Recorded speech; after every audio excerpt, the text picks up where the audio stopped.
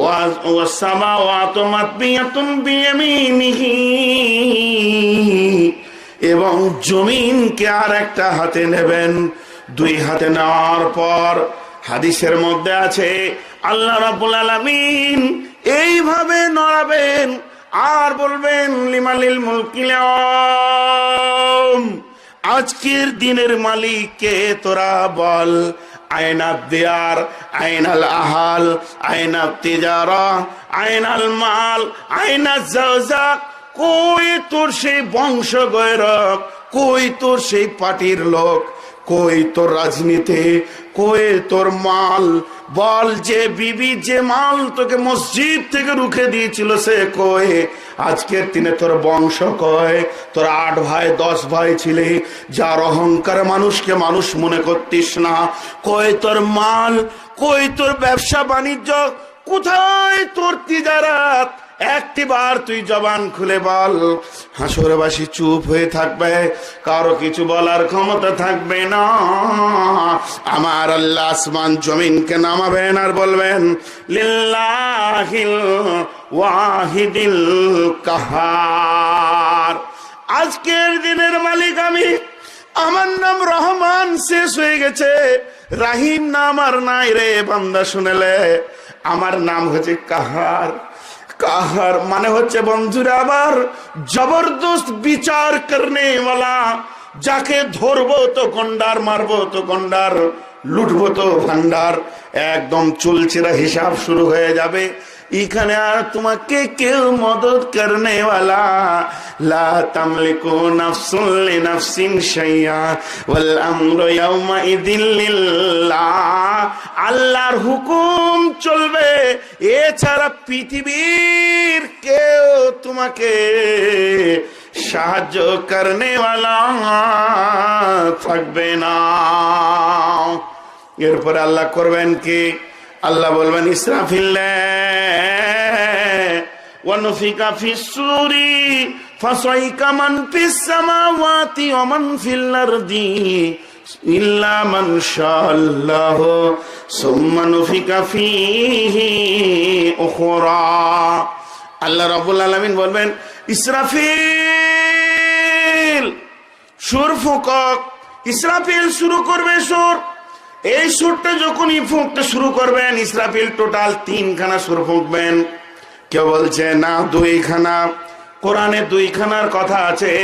প্রথম সুর যখন ফুঁকতে শুরু করবে, আপনার ঘর আমার ঘর, স্কুল কলেজ অট্টালিকা পাহাড় পর্বত পৃথিবীর বুকে যা আছে সব ভেঙে চুরমার হয়ে যাবে।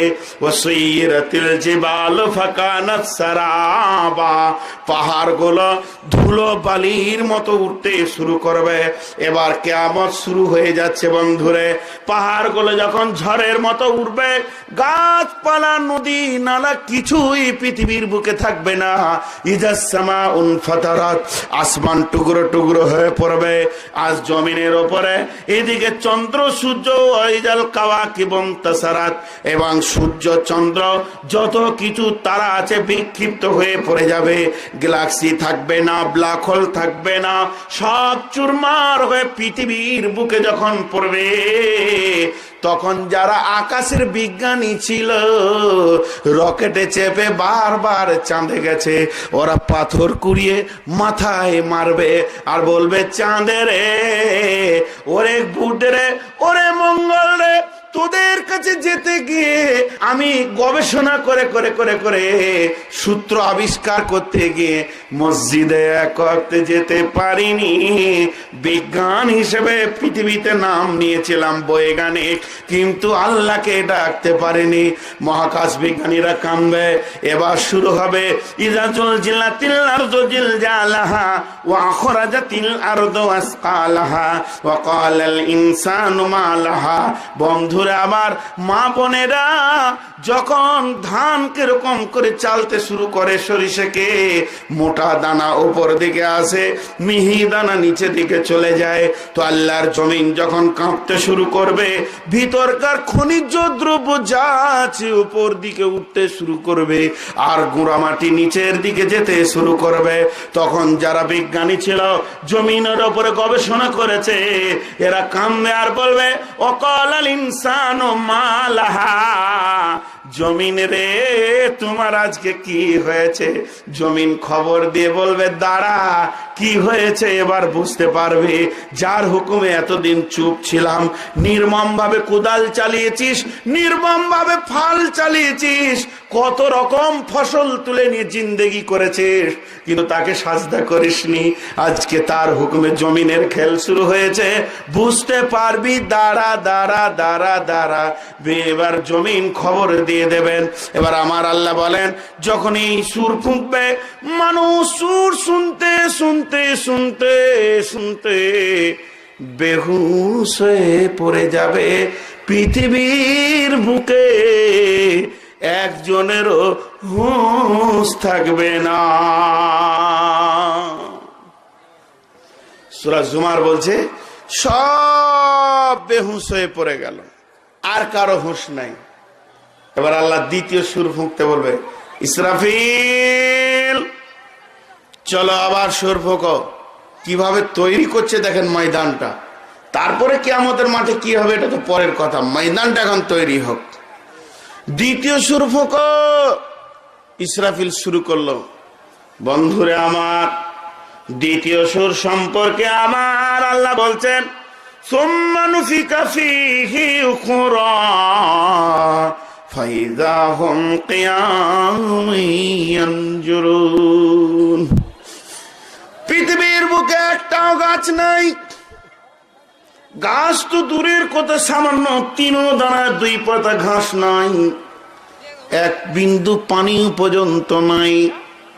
বন্ধুরে আকাশ তো নাই, ছায়া নাই, শুধু এক কথায় মনে করলেন, একটা রুটি চিতায় বানাতে গেলে খোলাটা যেমন হয়, পৃথিবীটা ওই রকম হয়ে আছে, মানুষ খালি বেহুশ হয়ে পড়ে আছে। এবার যখন দ্বিতীয় সুর ফুঁকবে, কেঁচোকে মাটি থেকে উঠতে দেখেছেন কি?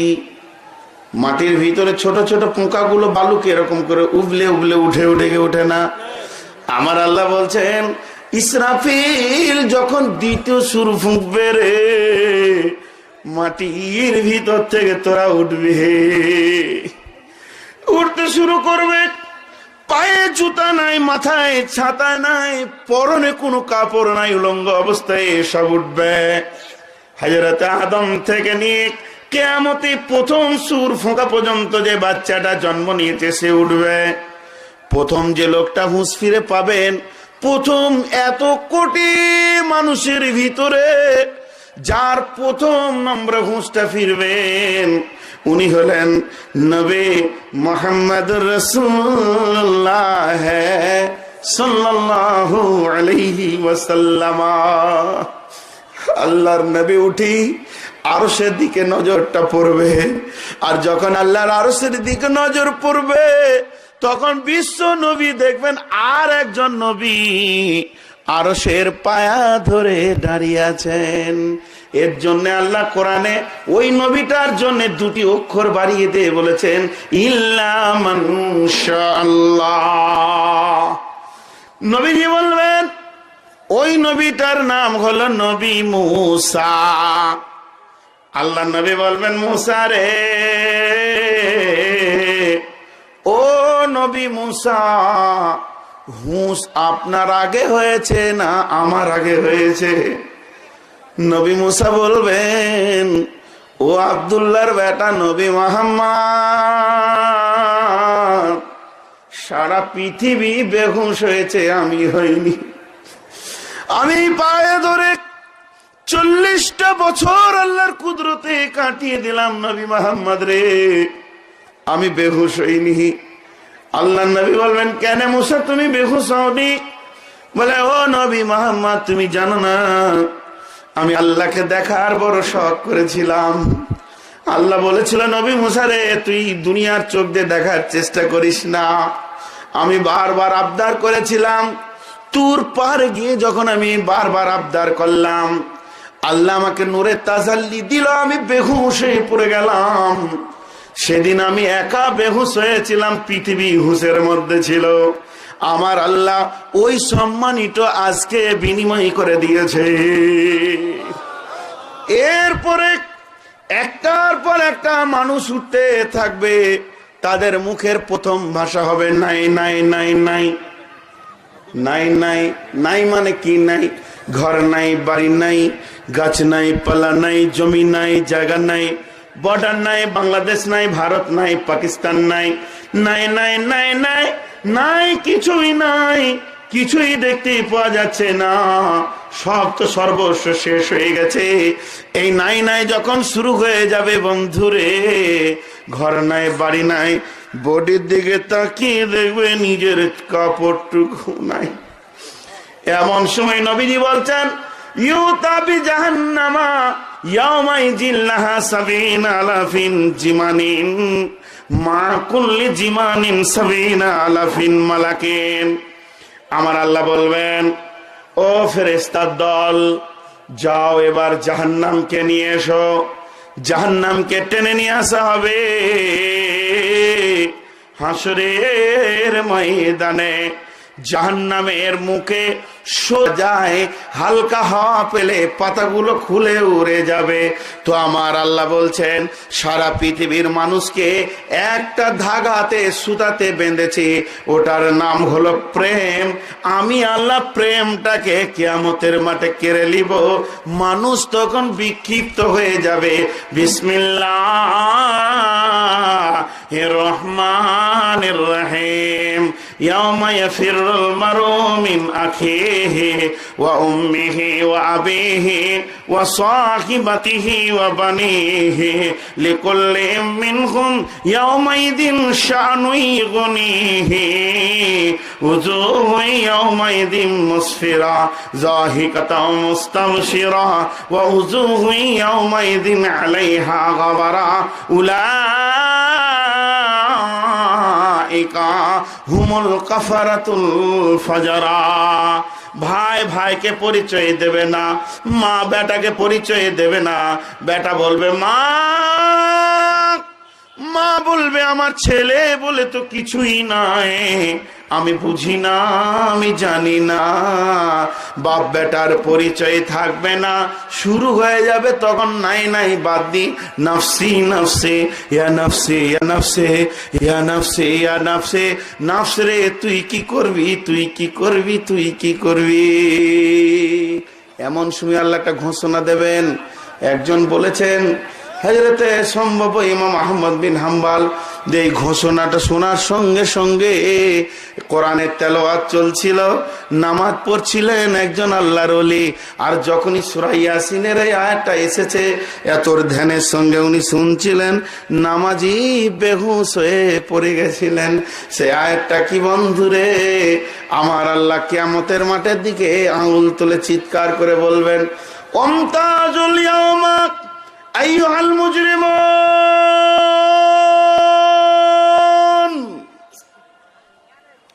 ওমতাজুল ইয়াউমা আইয়ুহাল মুজরিমুন।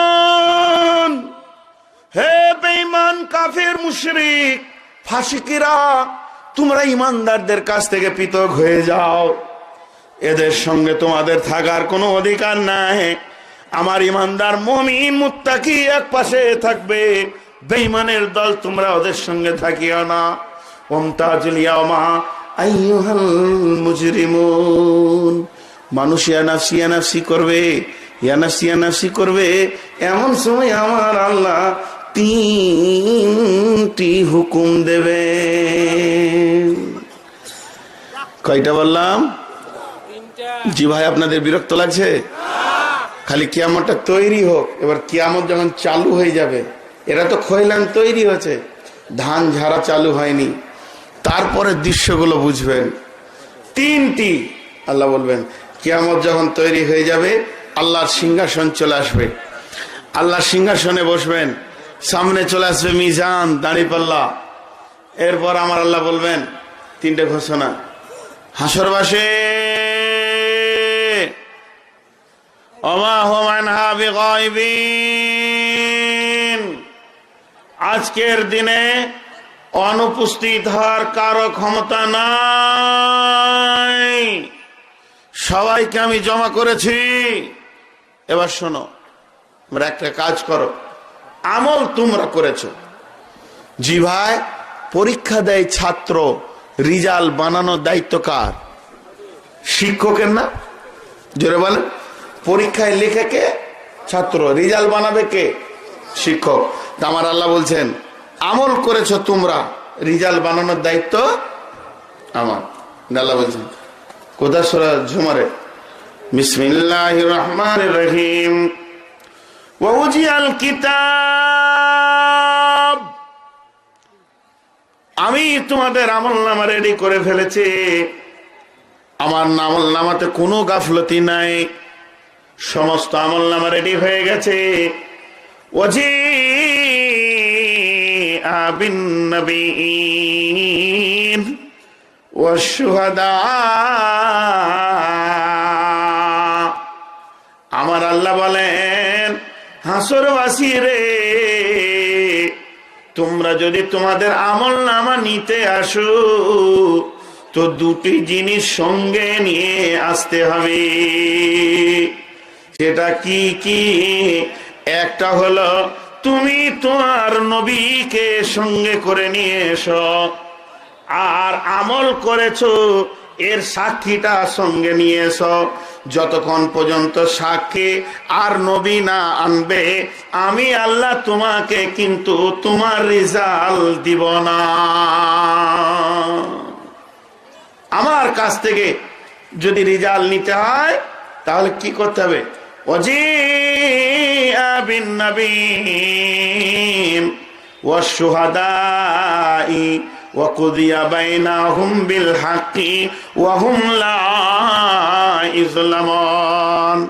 হাসরবাসীরে, যদি তোমরা আমলনামা নিতে চাও, তোমরা তোমাদের নবীকে সঙ্গে করে আনিও, আমল করেছো এটা সঙ্গে নিয়ে এসো, আমি তোমাদের মধ্যে বিচার করব, নিশ্চয়ই তোমাদের আমলনামা তোমাদের হাতে তুলে দিব।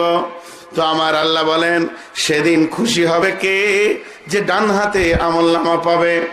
আম্মা জান আয়েশা ওয়ানাইসা রাদিয়াল্লাহু তাআলা আনহা ওয়াহিয়া বাকাত, ওয়ানাইসা রাদিয়াল্লাহু তাআলা আনহা ওয়াহিয়া বাকাত, হযরত আম্মা জান আয়েশা রাদিয়াল্লাহু তাআলা আনহা ঘরের মধ্যে ছিলেন, হঠাৎ কেঁদে ফেললেন। কে মেয়েটি? আম্মা জান আয়েশা। কার স্ত্রী? রাসূলুল্লাহ সাল্লাল্লাহু আলাইহি সাল্লামের স্ত্রী।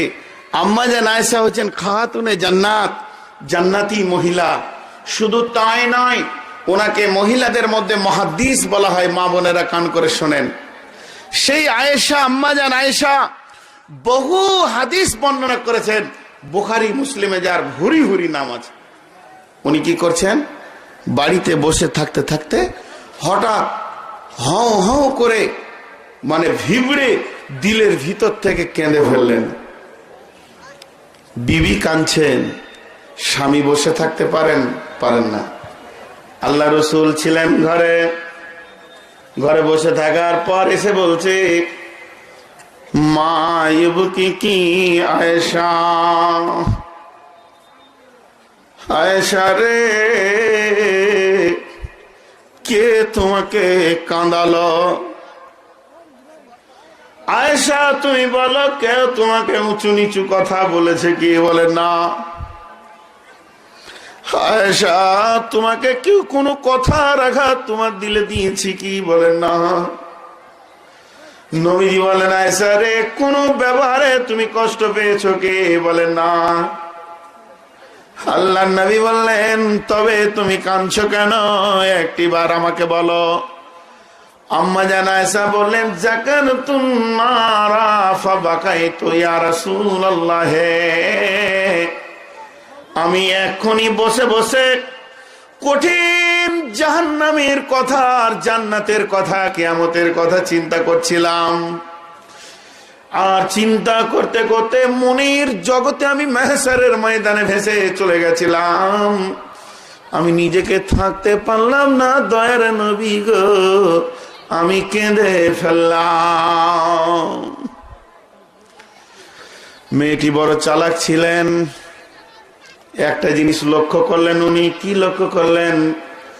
যে আমার হাবিব দয়ার নবী, আখিরি পয়গম্বর, আল্লাহর নবী,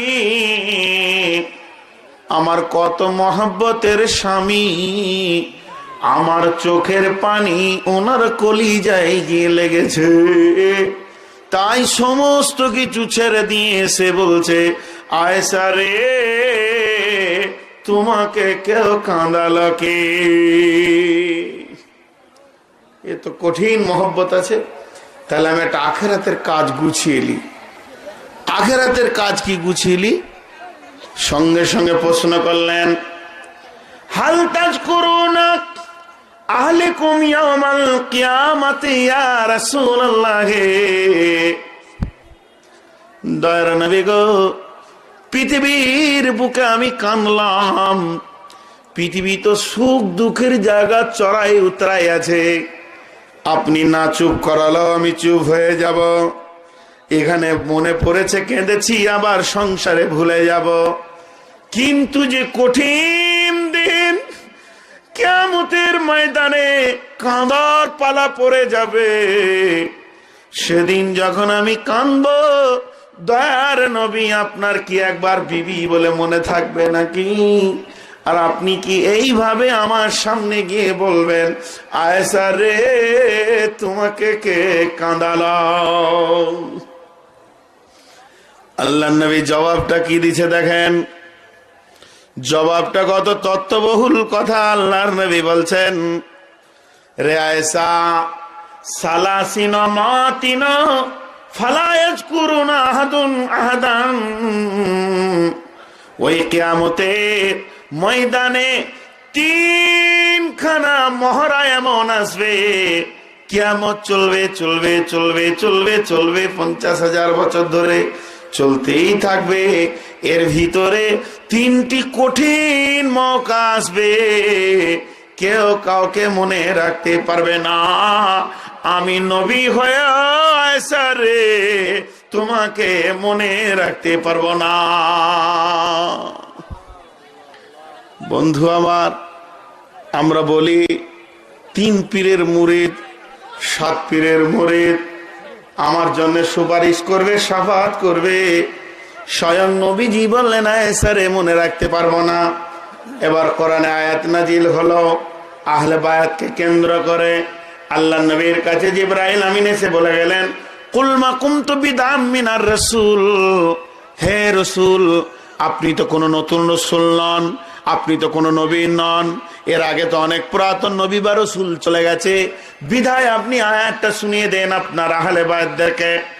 নবীজি বললেন, বেটি ফাতেমা, ও ভাইয়া হাসান হুসান আলী রে, শোনো, আমার কাছে এইমাত্র জিবরাইল আমিন কিয়ামতের কঠিন একটি আয়াত দিয়ে চলে গেলেন।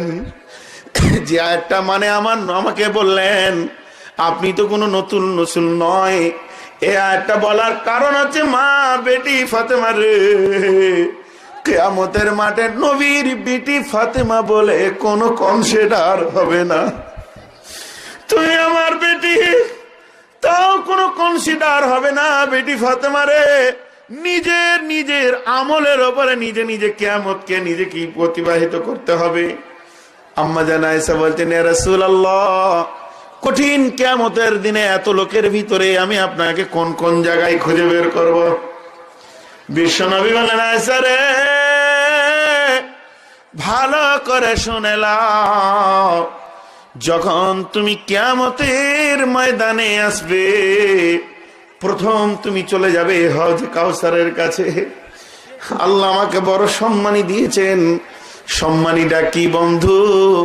নবীজি বলছেন, ওই সম্মানীটা হলো আমার আল্লাহ আমাকে কিয়ামতের মাঠে হাউজে কাউসারের মালিক বানিয়েছেন। ইন্না আতাইনা কাল কাউসার ফাসাল্লি লিরাব্বিকা ওয়ানহার ইন্না শানিয়াকা হুয়াল আবতার। হজে কাউসারটা কেমন হবে? মুসলিম শরীফের হাদিস, চৌকান্না হজ হবে, বিরাট বড় হাউস, যার মধ্যে অসংখ্য আকাশের তারা যেমন জ্বলছে এরকম পেয়ালা জ্বলবে। গোটা হাউসটা সিকিউরিটি দিয়ে আল্লাহ সেটাকে ঘিরে রাখবেন। একটা দিকে কাউন্টিং হবেন, বিশ্বনবী ওখানে পানি পান করাবেন, আর দুই দিকে ওখানে কলাক্সিবেল গেটের মতো পর্দা থাকবে, দুটি সিকিউরিটি ফেরেশতা থাকবে। বিশ্বনবী বলবেন, উম্মত রে এসো এসো পানি পান করে যাও। যে আল্লাহ রসুলের উম্মত হবে সে পানি পাবে, আর যে নবীর উম্মত হবে না, যার চেহারাতে রসুলকে পাওয়া যাবে না, যার চেহারাতে রসুলকে পাওয়া গেল না, যার পোশাকে রসুলকে পাওয়া গেল না, যার ভাষাতে চলাতে ফিরাতে উঠাতে বসাতে এবং যার জিন্দেগির আমলে বিয়েতে শাদিতে সমস্ত দিক থেকে রসুলকে পাওয়া গেল না, ওই লোকটা যখন পানি পান করতে যাবে, ভালো করে শুনেলেন, যার চেহারা রসুলের মতো নয়, যার মাথার চুল থেকে পায়ের নখ পর্যন্ত রসুলের মতো নয়, যার জবানের ভাষাটা রসুলের মতো নয়, যার দিলটা রসুলের মতো নয়, যার আপনার কাপড় পোশাকটা রসুলের পোশাকের সঙ্গে মেল হলো না, যে রসুলের সুন্নতকে মেনে নিতে পারলো না, ইহুদি নাসারাকে যে স্বাগতম জানালো, চির দুশ্মন ইসলামের রসুলের দুশ্মন, তাদেরকে স্বাগতম জানালো, যার বাড়ির বিয়ের অনুষ্ঠান রসুলের ফাতেমার বেটির বিয়ের মতো হলো না, যার কথাবার্তা রসুলের মতো হলো না, যার খাওয়া দাওয়া লেনদেন রসুলের মতো হলো না, এক কথায় নবীজির জীবন আদর্শ যার কাছে পাওয়া গেল না, ওই লোকটি যখন গিয়ে বলবে, ইয়া রাসূলুল্লাহ আমাকে পানি দেন, আল্লাহর নবী সেদিন রাগে একদম সঙ্গে সঙ্গে কড়া কথা দিয়ে বলবেন। মুসলিম শরীফে হাদিসটা 3 বার এসেছে, সোহকান সোহকান লিমান গায়্যিরা মিন দীনি, সোহকান সোহকান লিমান বাদদালা মিন দীনি। আল্লাহর নবী ধুমকে তেড়ে দেবে, কিন্তু ও তো বুঝে নিয়েছে ওই পানি ছাড়া হাসরের মাঠে থাকা যাবে না, পানিটা কোন রকম লিতেই হবে। এরপরেও ভাববে রসুল তো মহব্বতের মানুষ, রসুল তো দুর্বল মানুষ, রসুল তো মানুষকে বড় মহব্বত করে, কোন রকম পানিটা খেয়ে নি। আল্লাহ রসুলের কাছে জোর করে যখন পানি আনতে যাবে, এমন সময় বুকে ছাপ্পা মেরে সিকিউরিটি ফেরেশতা ধরে বলবে, বেঈমান, পৃথিবীর বুকে বহু কিছু করেছো, রসুলের বিরুদ্ধে কথা বলেছো, চেহারা চরিত্রকে রসুলের মতো বানাতে পারো না, ইহুদি নাসারার মতো চলেছ, আজকে তুমি পানির আবদার করো। এমন করে টানতে টানতে নিয়ে যাবে, আর দুই দিক থেকে পর্দা এসে আটকে যাবে, ওই লোকটি পানি পাবে না। বন্ধুরা আমার, এরপরে ঘটনা হলো কি, আম্মা জান আয়েশাকে নবীজি বললেন, আয়েশা রে, যদি তুমি হাউজে কাউসারের কাছে আমাকে না পাও, সোজা চলে যাবে পুলসেরাতের কাছে। তোমাকে দ্বিতীয় ঠিকানা বলে দিচ্ছি, ওখানে আমি কেন থাকবো শুনে নাও। যেখানে পুলসেরাতটা শুরু হয়েছে ওই জায়গাতে আমি দাঁড়িয়ে থাকবো। আমার যে উম্মতেরা, আমার যে উম্মতারা বিনা হিসাবে জান্নাত যাবে রে, তাদের সঙ্গে আমি মহব্বতের মুসাফা করব। একটা একটা করে ফেরেশতা ধরিয়ে দিয়ে বলবো, যাও উম্মত তুমি চলো, আমি আসছি। আয়েশা রে, ওই জায়গাতেও যদি আমাকে তুমি না পাও, আমার তৃতীয় স্থান হলো আল্লাহর আরশের সামনে সাজদায় পড়ে পড়ে আমি কাঁদবো। আমি সাজদায় পড়ে মাবুদের দরবারে যখন কাঁদবো, দয়ার মাবুদ আমার মাথার চুলে এরকম পবিত্র হাতটা ভরে আমাকে তুলে বলবে, মোহাম্মদ হাবিবি রে, ওরে আমার বন্ধু, তুমি আমার আরশের নিচে কেন কাঁদো? তখন আমি বলবো, দয়াল মাবুদ রে, আমার অসংখ্য উম্মত আপনার আদালতে বাঁধা পড়েছে, সামান্য ছোটখাটো একটি দুটি গুনহার কারণে তারা বাঁধা পড়ে গেছে। আল্লাহ, আপনি আমাকে একটু পারমিশনটা দেন, আমার উম্মত গুলোকে আমি জান্নাতে নিয়ে যাই। আমার আল্লাহ আমাকে পারমিশন দেবে, পারমিশন দিয়ে বলবে, উম্মত মোহাম্মদ রে, হে আমার হাবিব, তুমি তোমার উম্মত গুলোকে জান্নাতে তুমি একটা একটা করে ধরে ধরে নিয়ে যাও। আম্মা জান আয়েশা আবার প্রশ্ন করে ফেললেন, ইয়া রাসূলুল্লাহ, কঠিন কিয়ামতের দিনে সমস্ত নবীর উম্মত তো একই সঙ্গে থাকবে, তো আপনার উম্মতকে আপনি কি করে চিনবেন? নবীজি বললেন, আয়েশা তুমি কি জানো না, আমার যে উম্মত হবে 5 ওয়াক্তে নামাজ পড়ার কারণে তার উজুর অংশগুলো নূরে ঝকমক করবে, আর আমি ওই ধরে ধরে জান্নাতে নিয়ে যাব রে। আম্মা জান আয়েশা যখন এই কথা বললেন, নবীজি বললেন, উজুর অংশ নূরে ঝকমক করবে। বন্ধুরে আমার, বাংলাদেশের আমার প্রিয় ভাইরা, আমি বর্তমানে আপনাদের কাছে দয়া করে দুটি হাত পেতে বলছি, আল্লাহর রাস্তে নামাজ ছাড়িয়েন না। পৃথিবীর বুকে যদি উঁচু নিচু ছোটখাটো দুটো পাপ গোনা হয়ে যায়, মানুষ হিসেবে হতে পারে, নামাজটা পড়লে অন্তত নবীজি উম্মত বলে হাতটা ধরে বলবে, আয় কি করেছিস, চল দেখি আল্লাহর কাছে। গুনাহগার আপনি, গুনাহগার আমি। 3 বার যদি আমাকে চেয়ারম্যানের কাছে যেতে বলে একটা কোন চাকরির ব্যাপারে, 4র্থবারে আমি যাব না। 3টে ছেলের জন্য যাব, 4 নম্বর কেউ এলে আমি বলবো লজ্জা লাগছে আর যাব না। আর আমার দয়ার নবী সেদিন বারবার উম্মতের জন্য আল্লাহর কাছে যাবে। নবীজি বলবেন, উম্মত রে, তোর বাঁচার জন্য আমার লজ্জা কিছু নাই, হাই দেখি আল্লাহর কাছে পারমিশন করা যায় কিনা। বন্ধুরা, আমরা নবীজিকে চিনতে পারলাম না। আম্মা জান আয়েশাকে বলেন, আয়েশা, কিয়ামতের মাঠে আমি একটা একটা উম্মতকে ধরে ধরে আল্লাহর কাছে নিয়ে যাব। বন্ধুরা আমার, এবার আল্লাহ ঘোষণা করে দিয়েছেন, উজিয়াল কিতাব, আয় আয় আয়, তোর আমলনামা নিয়ে যা। ও উজিয়াল কিতাব, আমি তোদের আমলনামা গুলোকে রেখেছি, সব তৈরি হয়ে গেছে, নিয়ে যা। ওজিয়া বিন নবীন, হাসরবাসী নবী ছাড়া আমার কাছে আসবি না, নবী ছাড়া আসলে কিন্তু তুই আমলনামা পাবি না। ওয়াশুহাদা, তুমি যে আমল করেছো এর সাক্ষীটুকু তুমি সঙ্গে করে নিয়ে আসিও, নচেত আমি আল্লাহ তোমাকে আমলনামা দিব না।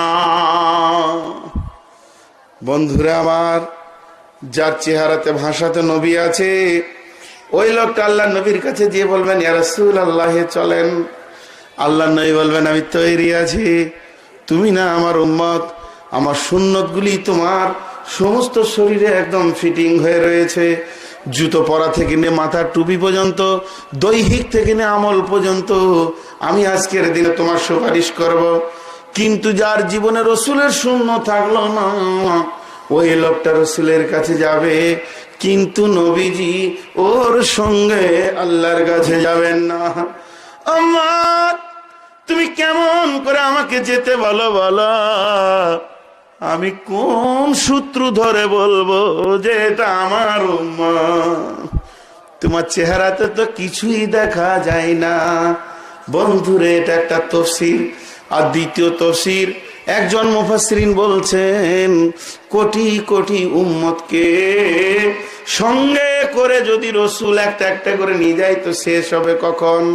এর জন্য উম্মত নিজেই হাঁটা দিবে আল্লাহর কাছে, আল্লাহকে গিয়ে বলবে, আল্লাহ আমার আমলনামা দেন, আল্লাহ আমার আমলনামা দেন, আমি জান্নাতে যাব। আল্লাহ বলবে, তোর নবী কয়? আমি যে বলেছিলাম নবীকে নিয়ে আয়, বিনা নবীতে তো দিব না।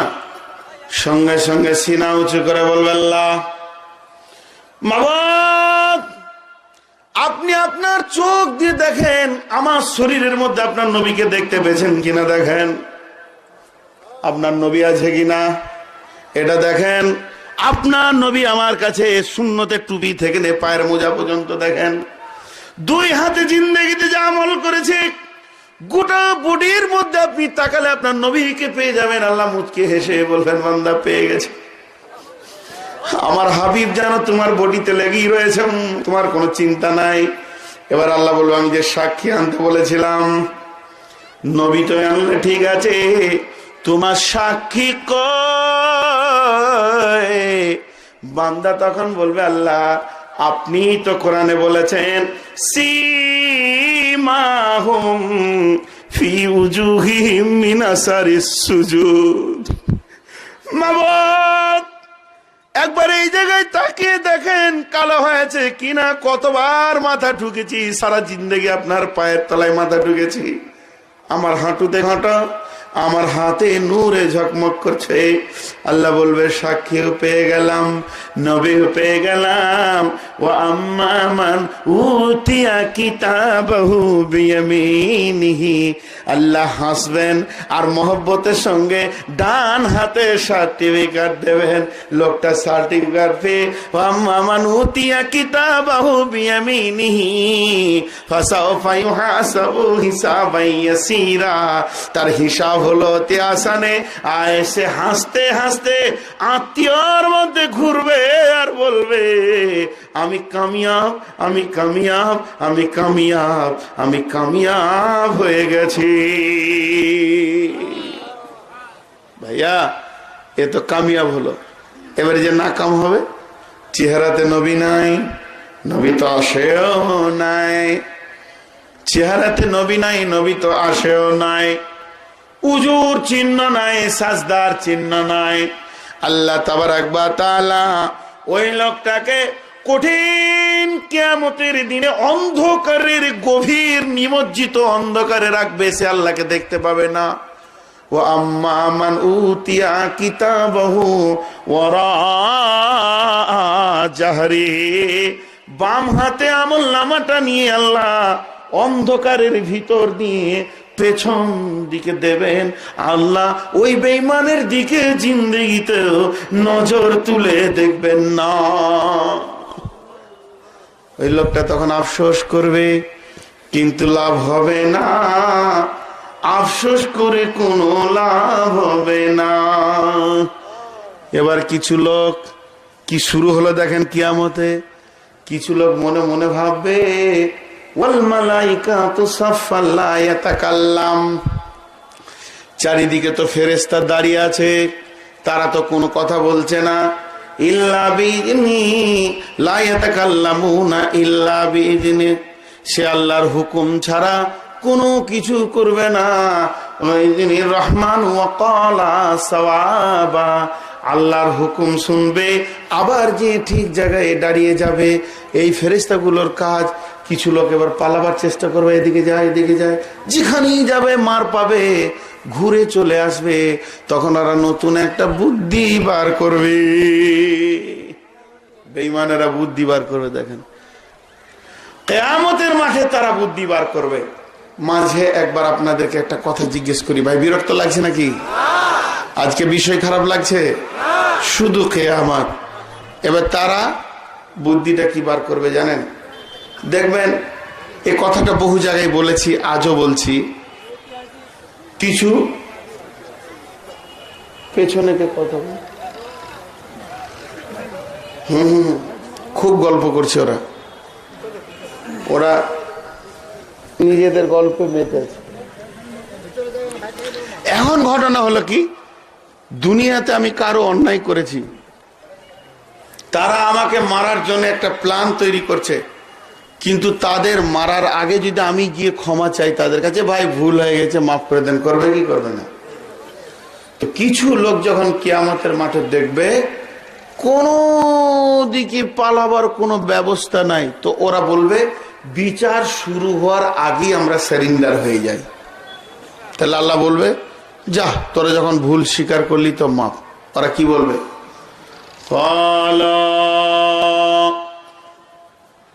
রব্বানা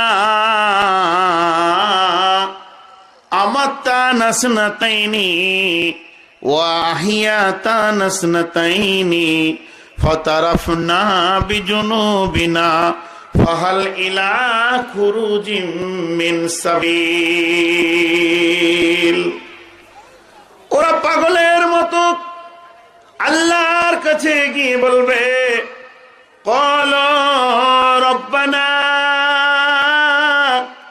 আমাতানা স্নাতাইনি ওয়া হিয়াতানা স্নাতাইনি ফাতারাফনা বিজুনুবিনা ফাহাল ইলা খুরুজিম মিন সাবিল।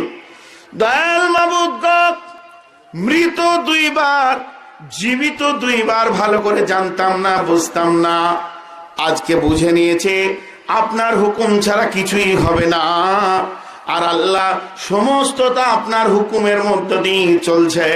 অতএব দয়াল মাবুদ রে, আজকে পালাবার কোন রাস্তা আছে কি?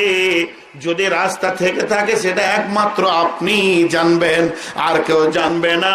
অতএব ওই রাস্তাটা বলে দেন।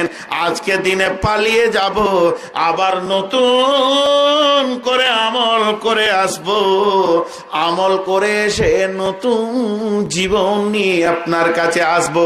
এরপরে যখন পৃথিবীতে যাব, জীবনেও বেপরদা হব না। পৃথিবীতে যাব তো গীবত করব না, জীবনে বেঈমানি করব না, মসজিদ থেকে বের হব না, সমস্ত আমলগুলো ঠিক ঠিক করব। আমাদের চোখ খুলে গেছে। দয়ার মাবুদ গো, একটি বার আমাদের পালাবার রাস্তা বলে দেন। আল্লাহ কি বলবেন? আল্লাহ বলবেন, শোনো, যেতে দিব না আল্লাহ এটা বলবেন না। আল্লাহর এক একটা কথা এক এক ধরনের।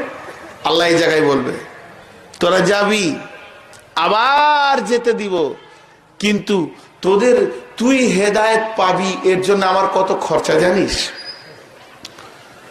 কত শহীদ হয়েছে নবী, কত সাহাবীকে আমি শহীদ করে দিয়েছি, কত মুমিন মুসলমান দিনের জন্য শহীদ হয়েছে। বান্দারে, তুমি পৃথিবীতে যাও, কিন্তু একটা শহীদের মূল্য মিটিয়ে দিয়ে যাও। যাও, খালি একটা শহীদের দাম দাও। কার ক্ষমতা আছে? জি ভাই, কার ক্ষমতা আছে? মাথায় ঠুকে পড়ে গেল। এরপরে দরখাস্ত দিবে, মাবুদ, আজকের দিনে হুকুমাতের মালিক আপনি, আপনার বিরুদ্ধে কথা বলার কারো ক্ষমতা নাই। জান্নাতের মালিক আপনি, জাহান্নামের মালিক আপনি। কত বুদ্ধি দেখেন ওদের। সারা জীবন তো কুটবুদ্ধি করে খেয়েছে, আমল করেনি, ওখানেও এবার চালু করলো কুটবুদ্ধি। বন্ধু, ওই জায়গায় গিয়ে এবার আল্লাহকে বলবে, মাবুদ রে, আজকের দিনের ক্ষমতা আমি আপনার বুঝে নিয়েছি, আপনি বিশাল ক্ষমতার মালিক। আল্লাহর প্রশংসা শুরু করে দিল। দয়াল মাবুদ, আপনি যদি সারা হাসরের মধ্যে যতগুলো বেঈমান কাফের মুশরিক আছে সবগুলোকে যদি জান্নাত দিয়ে দেন, কে কি করে নিতে পারবে আপনার? আল্লাহু আকবার। একচ্ছত্র ক্ষমতা দেখাচ্ছে আর কি। মাবুদ, আপনি যদি সমস্ত লোকগুলোকে জাহান্নাম দেন তাও দিতে পারবেন, জান্নাত দেন তো দিতে পারবেন। বিধায় আপনার জাহান্নাম দিয়ে কি লাভ আছে? সবগুলোকে জান্নাত দিয়ে দেন। কি সুন্দর বুদ্ধি বের করেছে। এটা কোথায় আছে? সূরা আরাফে। ওরা এই বুদ্ধি যে বলবে, আল্লাহ সব জান্নাতে দিয়ে দেন। এই কদিন আগে কোথায় জি, এই পীরগঞ্জের পাশে 3 দিন আগে জালসা হলো, একটা উদাহরণ দিলাম যে আমাদের ইউপি মাদ্রাসাতে একটা ছেলে, এক মুকাররির এই উদাহরণটা দিছিলেন এক বক্তা। ওকে পরীক্ষাতে যতগুলো খাতা দিয়েছে আর কোশ্চেন দিয়েছে, কোশ্চেনটাকে গুটিয়ে পকেটে ভরে নিয়ে খাতাতে লিখে দিয়েছে, হযরত आपके पास नंबर है दे देते तो क्या बात थी। বুঝতে পারছেন? কোশ্চেনটাকে পকেটে ভরে নিলে, প্রশ্নমালাটাকে দিয়ে খাতার হেডিং এ ওর নামটা আর রোল নাম্বার লিখে দিয়ে নিচে লিখেছে, হযরত आपके पास नंबर है अगर दे देते तो क्या बात थी। তার মানে বলছে শিক্ষককে, নম্বর তো আপনার হাতেই আছে, দিয়ে দেবেন, কি ঝামেলা আছে। এই বলে উঠে চলে গেল।